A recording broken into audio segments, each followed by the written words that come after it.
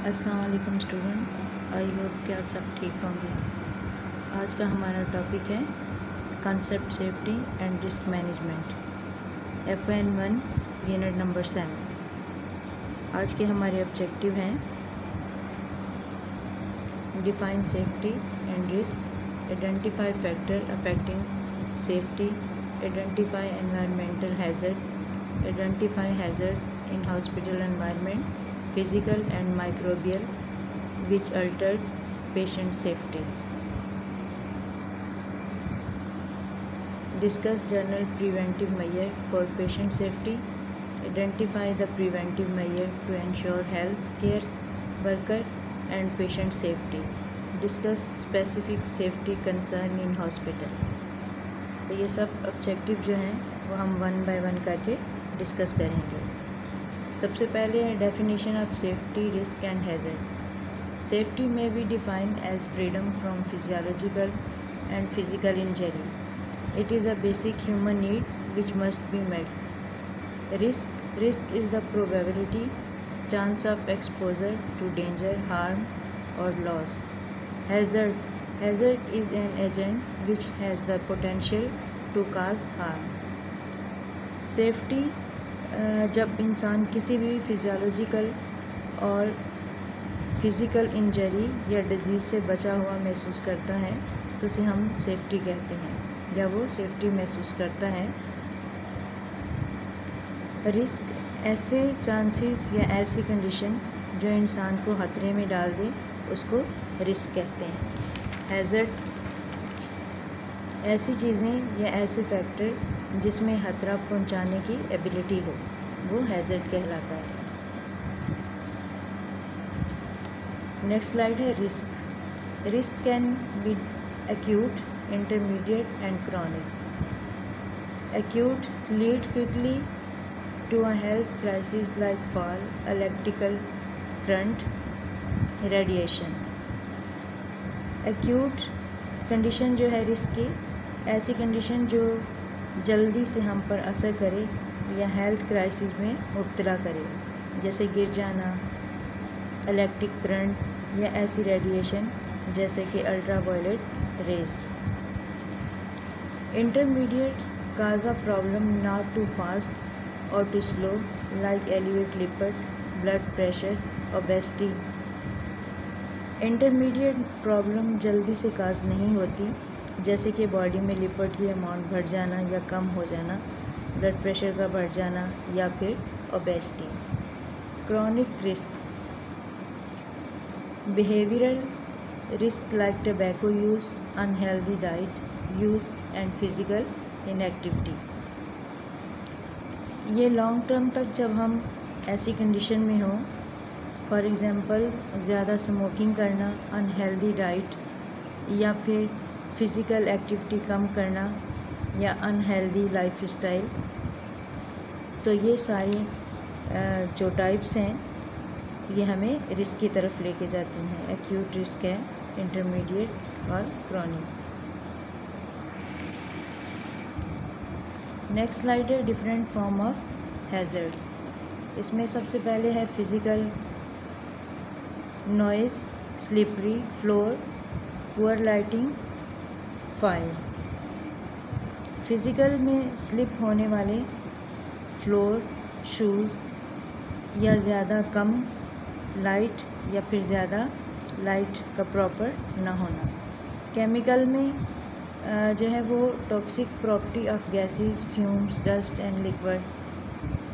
Radiation में है X rays, gamma rays, microwaves या वेव्स, अल्ट्रावायलेट रेज।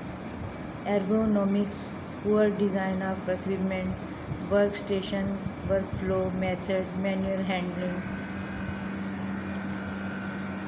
केमिकल में हमने जो पढ़ा कि टॉक्सिक प्रॉपर्टीज़, तो ऐसी गैसेस हैं जिसमें जहरीले कंपोनेंट पाए जाएं, जैसे धुआं हो, मट्टी या टॉक्सिक लिक्विड्स वगैरह, जिससे जो है एक पेशेंट या एक पर्सन जो है वो हैज़र्ड की तरफ जाए।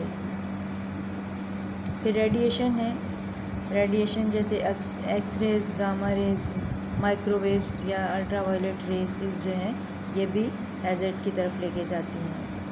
Ergonomics, poor design of equipment, work station, work flow method, manual handling.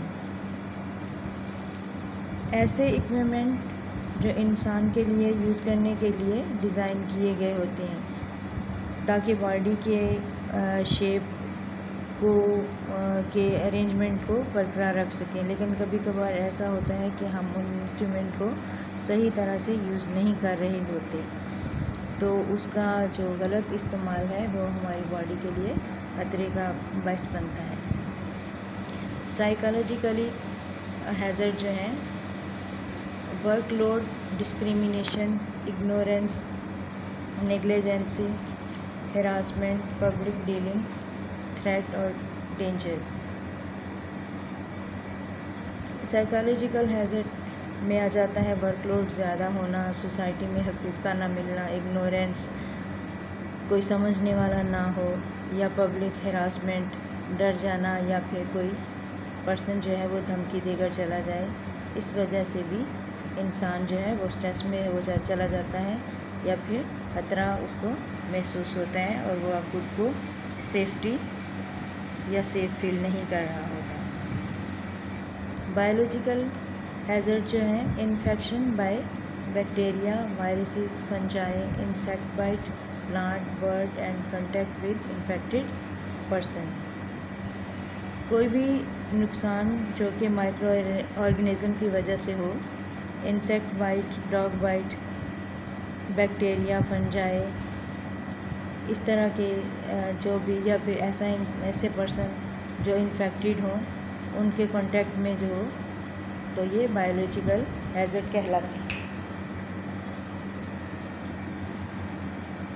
Risk management. Risk management is complex process that involve identification, analysis and elimination of the risk factor.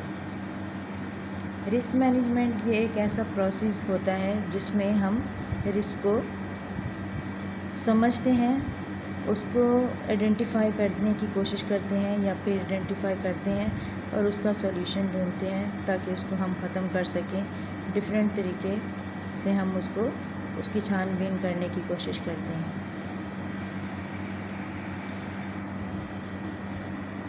Next factor affecting safety, जिसमें सबसे पहले as and development आ जाता है, old और young, child, life style, mobility status, sensory perception, safety awareness, communication, cognitive impairment, environmental factors such as health care, setting, home and community.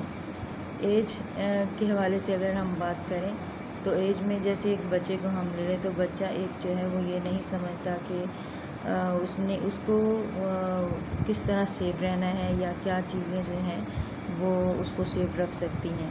तो इसी तरीके से एक अगर ओल्ड पर्सन है तो उसका अगर कोई उसको देखभाल करने वाला नहीं है, अगर वो फॉल हो जाता है या गिर जाता है तो उसको फ्रैक्चर आ जाता है, तो ये फैक्टर जो है वो सेफ्टी पर अफेक्ट करते हैं। लाइफ स्टाइल, इंसान का रहन सहन जो है वो सेफ्टी पर बहुत अफेक्ट करता है। तो इंसान का रहन सहन कि वो कहीं रिस्क में तो नहीं रह रहा, जैसे कि स्मोकिंग वगैरह या ऐसी आदत जो उसको नुकसान पहुंचाए, चोरी, नशा या जुआ वगैरह, इस तरह की सारी आदतें जो हैं वो भी सेफ्टी पर अफेक्ट करती हैं। सेंसरी परसेप्शन जो है या किसी पर्सन में जो है वो समझने की सलाहियत ही ना हो। सेफ्टी अवेयरनेस जो है वो, अगर हमें सेफ्टी के बारे में किसी किस्म की एजुकेशन ही नहीं है या हम अवेयर ही नहीं है कि हम उसको किस तरीके से सेफ रख सकते हैं।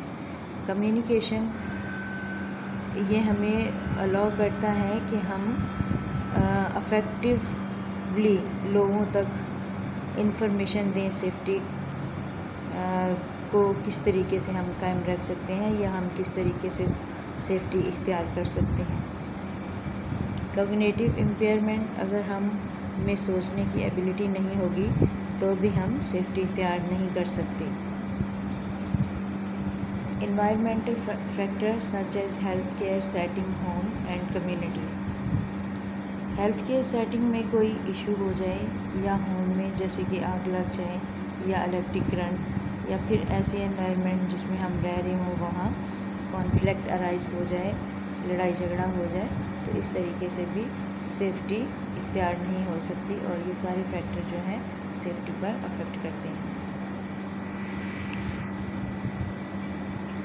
एनवायरमेंटल हैज़र्ड जो हैं उनमें सबसे पहले जो आ जाता है वो पोल्यूशन है, यानी गंदगी, माहौल जो है वो आलूदा हो, इलेक्ट्रिसिटी या इलेक्ट्रिक करंट जो है वो सेफ्टी में ना हो, रेडिएशन जो हैं, नेचुरल डिज़ास्टर, सैलाब, फ्लड वगैरह, वायलेंस, तशद्दुद, मारपीट, एक्सीडेंट वगैरह,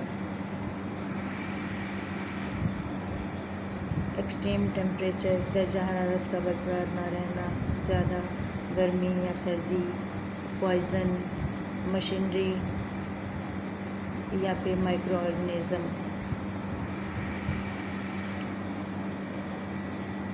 hazards in hospital. Electrical hazards, electricity का ना होना या इलेक्ट्रिकल करंट जो है शॉर्ट सर्किट हो जाना, रेडिएशंस जो कि बॉडी के लिए खतरा हों, या ऐसे इक्विपमेंट या मशीनरी का सही से काम ना करना, या फिर मर्करी स्पिल, मर्करी का जब थर्मामीटर से गिर जाता है तो उससे रेस्पिरेटरी प्रॉब्लम्स या कैंसर काज होता है। वर्क प्लेस वायलेंस, जहाँ पर काम कर रहे हैं वहाँ पर जो है वो किसी किस्म की मारपीट, लड़ाई झगड़ा या तशद्दुद वगैरह, एक्सीडेंट, फॉलिंग, गिर जाना, ये हॉस्पिटल हैज़र्ड्स हैं। तो ये भी ऐसे हैज़र्ड हैं जो सेफ्टी पर अफेक्ट करते हैं।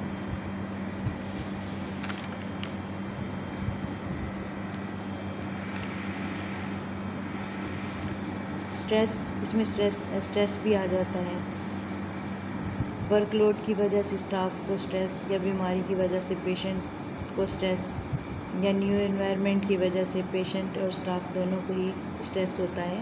इस वजह से जो है पेशेंट जो है वो परेशान होता है और सेफ फील नहीं कर रहा होता। जो भी टेक्निक्स इस्तेमाल हो रही हैं वो नॉन स्टरल टेक्निक्स हैं, एंटीसेप्टिक टेक्निक नहीं हो रही, स्टरलाइजेशन का ख्याल नहीं रखा जा रहा। इस वजह से भी सेफ्टी इख्तियार नहीं की जा सकती। बॉडी मैकेनिक्स, सही बॉडी पोजीशनिंग ना होना, जब हम पेशेंट का कोई प्रोसीजर कर रहे होते हैं तो हमारी अपने स्टाफ की और पेशेंट की पोजीशनिंग जो है वो बिल्कुल प्रॉपर तरीके से होनी चाहिए ताकि हमें कोई भी प्रोसीजर परफॉर्म करते हुए दिक्कत पेश ना आए। निडल स्टिक इंजरी की वजह से डिफरेंट प्रॉब्लम जैसे HIV, hepatitis B, hepatitis C etcetera वगैरह, ये सारी जो है हैज़र्ड्स जो हैं आ जाते हैं हॉस्पिटल में।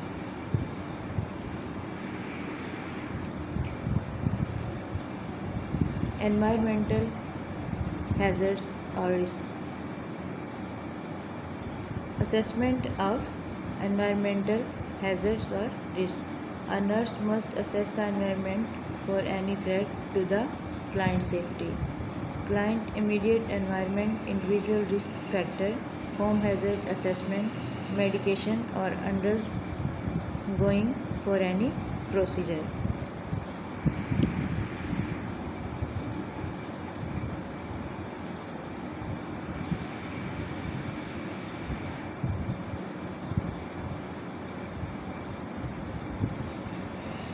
असेसमेंट ऑफ एनवायरमेंटल हैज़र्ड और रिस्क की जब हम बात करते हैं तो इसमें नर्स को चाहिए कि वो क्लाइंट को एनवायरनमेंट ज़रूर चेक करे कि कहीं कोई हैज़र्ड तो नहीं।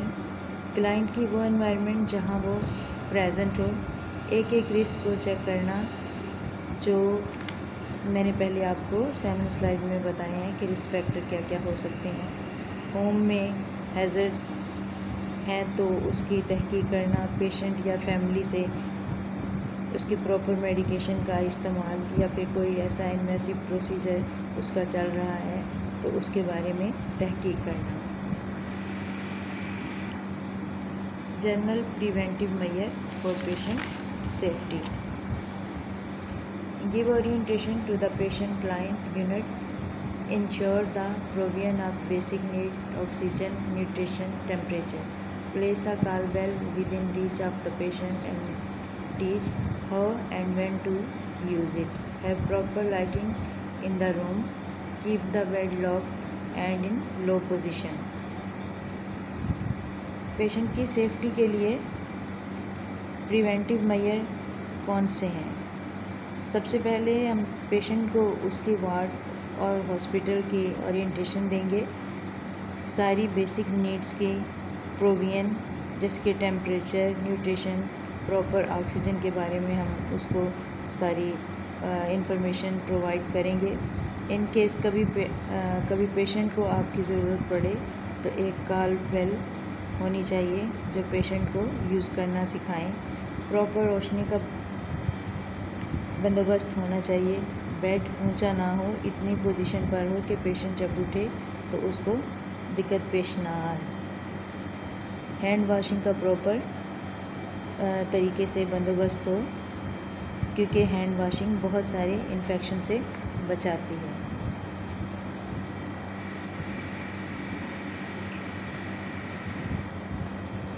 Maintain close supervision of confuse patient. ऐसे पेशेंट जो कंफ्यूज हों या न्यू इन्वायरमेंट की वजह से परेशान हो उनका ज़्यादा ख्याल रखना चाहिए। Place all equipment with in easy approach. सारे इक्विपमेंट ऐसी जगह पर हों कि पेशेंट आराम से उठा ले या इस्तेमाल करे। Use restrain if required. Restrain का इस्तेमाल जब ज़रूरत पड़े तो वो कर सकें। प्रोवाइड क्लीन एंड काम एनवायरनमेंट। क्लीन और पीसफुल एनवायरनमेंट होना चाहिए। Explain the procedure and plan. सारे प्रोसीजर को परफॉर्म करने से पहले हमें पेशेंट को बताना बहुत ज़रूरी है।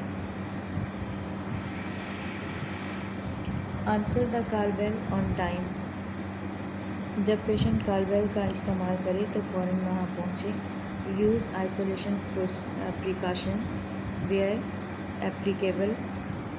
अगर पेशेंट को कोई कम्युनिकेबल डिजीज़ है तो आइसोलेट करें। Provide non slippery well fitting footwear. Non slippery और प्रॉपर फिट जूते पहनाए जाएं पेशेंट को या जूते इस्तेमाल किए जाएं। Ensure 6 right of patient. Right patient medicine dose route time and documentation. Patient को सारे 6 राइट पूरे करने। पेशेंट के साथ हमें 6 राइट उसका जो हक है वो उसको देना चाहिए। जैसे राइट पेशेंट है, राइट रूट है, राइट डोज है, राइट टाइम है, राइट डॉक्यूमेंटेशन है। ये सारे पेशेंट के राइट्स हैं तो हमें इंश्योर कि हम पेशेंट को उसके पूरे राइट के साथ उसका काम करें। नेक्स्ट स्लाइड है हमारी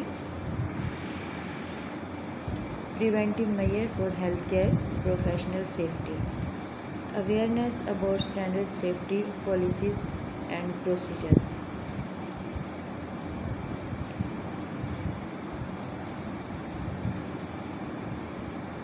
प्रोफेशनल की सिक्योरिटी कैसे होगी? स्टाफ को सारे सेफ्टी स्टैंडर्ड का पता हो, सारे एमरजेंसी इसका पता होना चाहिए जैसे कि PPE personal protective equipment. Know the emergency phone number like fire and security emergency service. Vaccination hepatitis B vaccination. तमाम अमला जो है वो वैक्सीनेटेड होना चाहिए जैसे कि हेपेटाइटिस बी वैक्सीन्स वगैरह है। Use of universal precaution, hand washing, protective measures such as using of gloves, gown and cap. Do not recap the needle. Needle को दोबारा से यूज़ करने के लिए रिकैप नहीं करना चाहिए. यूज़ ऑफ डेंजर बॉक्स, और उसे डेंजर बॉक्स में डालना चाहिए.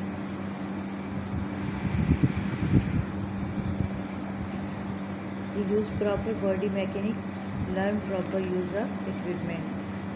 कोई भी प्रोसीजर करने से पहले पेशेंट के साथ जो है हमारी पोजीशन या पेशेंट की पोजीशन जो है वो प्रॉपर होनी चाहिए और सारे इक्विपमेंट हमें प्रॉपर तरीके से यूज़ करने चाहिए. Needle stick injury is one of the most serious exposure for healthcare personnel that may cause blood-borne disease such as hepatitis or AIDS. Always plan safe handling and disposal of needles before beginning the procedure. In case of accident, error or injury, complete an incident report according to policy and inform the supervisor. Needle stick injury जब कभी mistakenly हमारी needle जो है हमें prick कर जाती है या जब हमारा गलती से नीडल के साथ एक्सपोजर हो जाए या वो हमें लग जाए तो ब्लड बर्न डिजीज़ होने का खतरा होता है, जैसे कि हेपेटाइटिस बी, सी, डी या HIV, एड्स वगैरह. तो हमेशा सेफ्टी के साथ नीडल को यूज़ करना और डिस्पोज करना चाहिए. अगर कभी ऐसा हो जाए तो इंसिडेंट रिपोर्ट बनाकर सुपरवाइज़र को बताना चाहिए.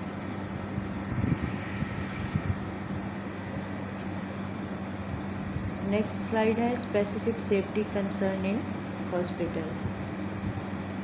The nurse should be aware of how to protect his or her client from various kind of hazards.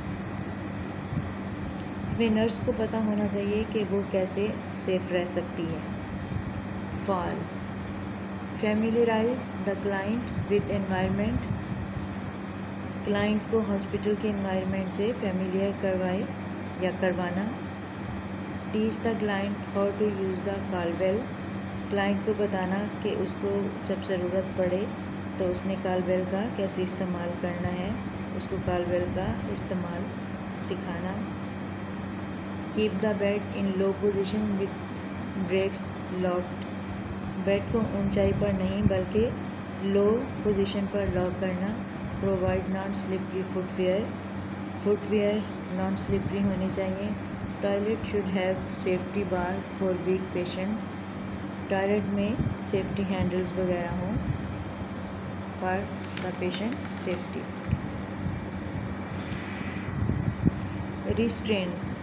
Restraints है जैसे कि पेशेंट को बांधना. अगर पेशेंट किसी ऐसी कंडीशन में है कि वो अनकॉन्शियस कंडीशन में है तो पेशेंट ज़्यादा मूवमेंट कर रहा है तो उसको फॉल से बचाने के लिए रिस्ट्रेन किया जाता है. Obtain consent from the attendant. Restrain करने से पहले हमें अटेंडेंट से परमिशन लेना या साइन लेने बहुत ज़रूरी है. It must be in form of belt और सॉफ्ट क्लॉथ. रिस्ट्रेन किसी सॉफ्ट बेल्ट की सूरत में हो तो बेहतर है ताकि पेशेंट को नुकसान ना हो. Restrain should be temporary. Restrain कुछ वक्त तक बांधें, सिर्फ ऐसे बांधें. Apply in such way not to impede blood circulation, not too tight or too loose. Restrain ऐसे इस तरीके से बांधा जाए कि ब्लड सर्कुलेशन पर कोई असर ना हो. रिस्ट्रेन बांधने से पहले कुछ सॉफ्ट नॉट या रबर का इस्तेमाल करें ताकि पेशेंट को खींचने से वो टाइट ना हो, जैसे कि आपको इमेज में नज़र आ रहा होगा.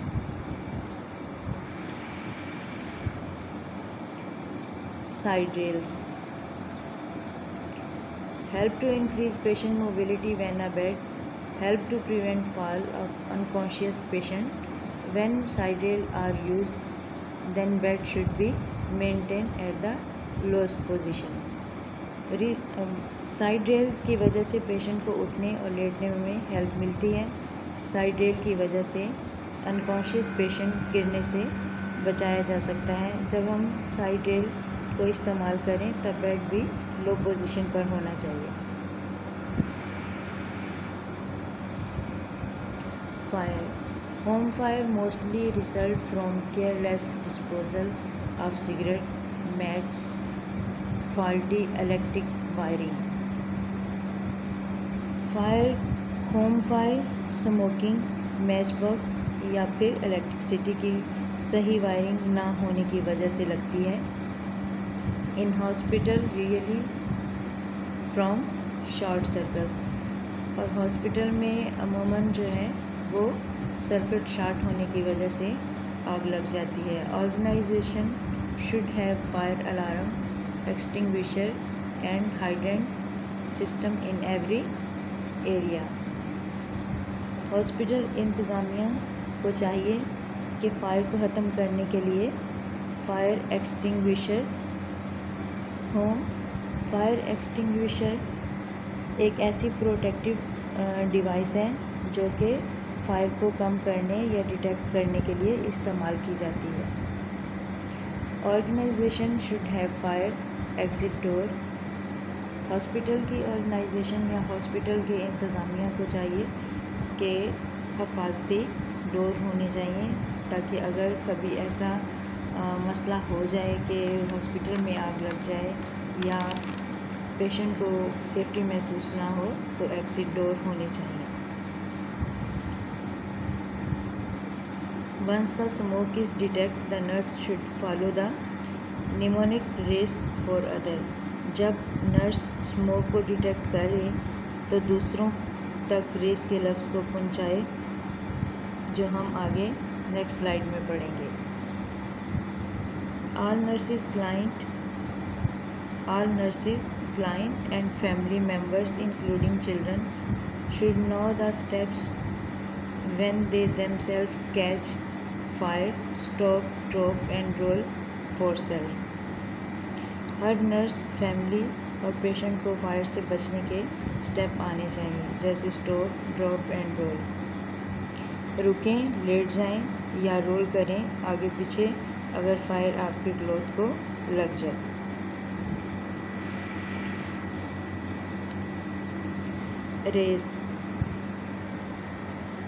रेस में हम देखेंगे कि आर से rescue. If the area is safe to enter, take out the client. अगर कोई एरिया सेफ़ है तो क्लाइंट को या पेशेंट को रेस्क्यू करें। Alarm, pull the fire alarm to report the exact area. Fire alarm दबाएं ताकि लोकेशन का एग्जैक्ट पता चल सके कि फ़ायर कहाँ लगी है।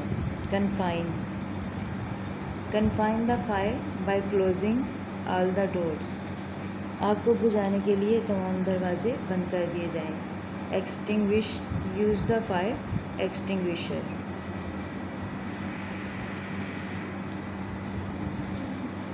स्टॉप, ड्रॉप एंड रोल, जैसे कि हम पहले भी इस स्लाइड पर थोड़ा सा डिस्कस कर चुके हैं कि स्टॉप वेयर यू आर, जहाँ पर आप हो वहाँ पर ही आप रहो।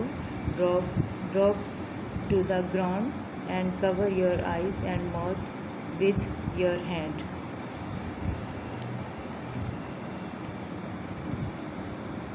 ज़मीन पे लेट जाएं और अपने मुंह को और आंखों को अपने हाथों से ढांप लें। Roll over and back and forth until the flame are out, और खुद को रोल करें बैक एंड फोर्थ जब तक फ्लेम जो है वो बंद नहीं हो जाती या कम नहीं हो जाती।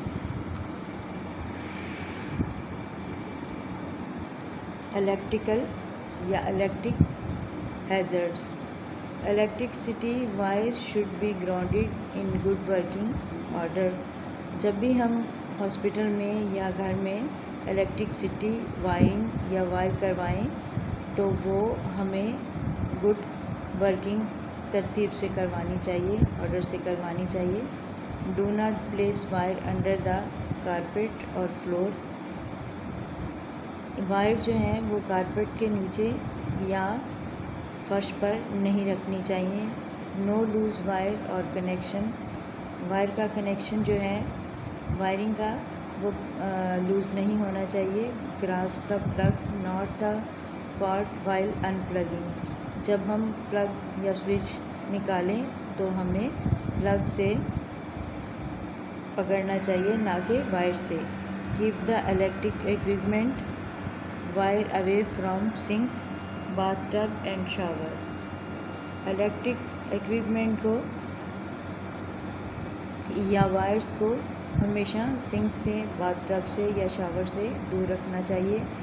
Keep all the electric appliance out of the reach of children, तमाम बिजली की चीज़ों को बच्चों की पहुंच से दूर रखना चाहिए। Poison, local potential toxin agent and medicine as well. Avoid strong toxic agent in food container. Do not remove container label and label the container. Do not give poisonous plant at home. Poison impair the function of respiratory, CNS, GI, CVS and renal failure. Urgently need specific antidote. Hospital में जो भी medication या medicine toxic और substance हों उनको locked करके रखें। Toxic agent को फूड कंटेनर में कभी ना रखें। कभी भी कंटेनर का लेबल ना उतारें। पॉइजनस प्लांट्स को घर में ना रखें। पॉइजन की वजह से हमारा respiratory system, central nervous system, digestive system और कार्डियोवैस्कुलर सिस्टम जो है वो अफेक्ट हो सकता है। Lighting, adequate lighting is essential to reduce the risk of fall and to work easy. Proper रोशनी का होना रिस्क ऑफ फॉल को कम करता है। House exterior, interior and especially staircases should have good lighting. घर के बाहर, अंदर और स्टेयर पर सही रोशनी होनी चाहिए। Have night light, dim light, और रात को डिम लाइट या ज़ीरो बल्ब का इस्तेमाल करना चाहिए।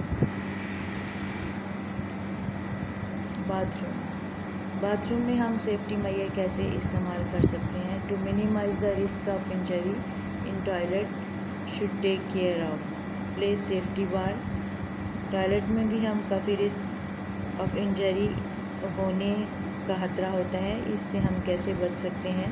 सेफ्टी बार या हैंडल वगैरह का यूज़ होना ज़रूरी है। प्लेस रेस कमोड की सीट को रेज नहीं करना चाहिए। Don't use slippery material in floor tiles, slippery floor नहीं होने चाहिए। Use non slip well fitting footwear जो है वो फिट होने चाहिए। Keep the surface clean and dry, फर्श साफ़ और ड्राई होना चाहिए। Should have good light, proper रोशनी होनी चाहिए। Security system, the most common cause of death is falling asleep while the ignition source was burning. Smoke detector should be installed. Lead should not be used in hose paint, especially gas valve should be closed before going to bed.